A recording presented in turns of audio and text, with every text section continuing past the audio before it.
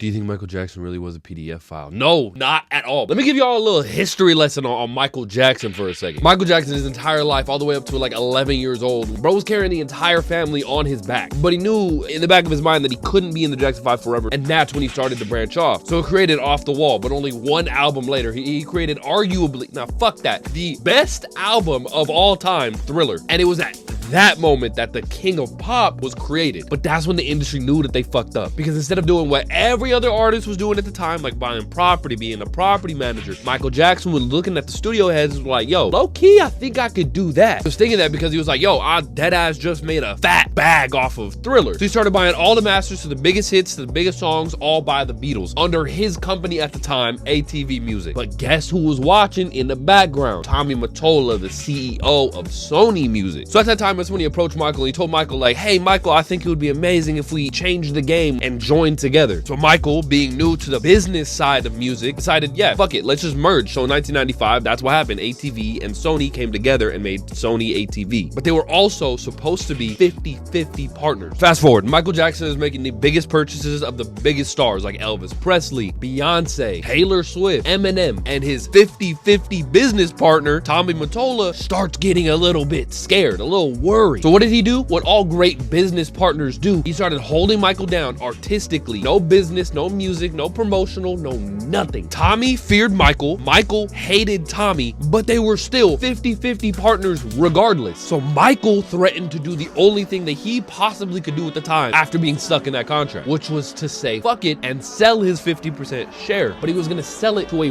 rival music company. When Tommy heard that, bro was pissed. Michael started doing the only thing he knew how to do, which was to publicly start bashing Tommy in the media, at concerts, saying shit like Tommy Mottola is the devil. And suddenly, out of nowhere, Michael Jackson starts to get publicly accused of being a PDF file. And I mean, it was everywhere. CNN, Fox, newspapers, they started giving them nickname Wacko Jacko. And then in 2005, bro gets arrested for doing something with a boy named Gavin Arvizo at his Neverland Ranch. And then the same exact time Michael Jackson's getting booked, arrested, and processed, Neverland Ranch is getting raided by the FBI. Every paper, every book, every closet getting absolutely rummaged through. They then opened a 10,000-page investigation on Michael Jackson, and guess what they found? Nothing. 10,000 pages of FBI documents, they find nothing. 10 years of court proceedings, they find nothing. So they did the only thing that they could do, acquit Michael Jackson. He didn't do anything.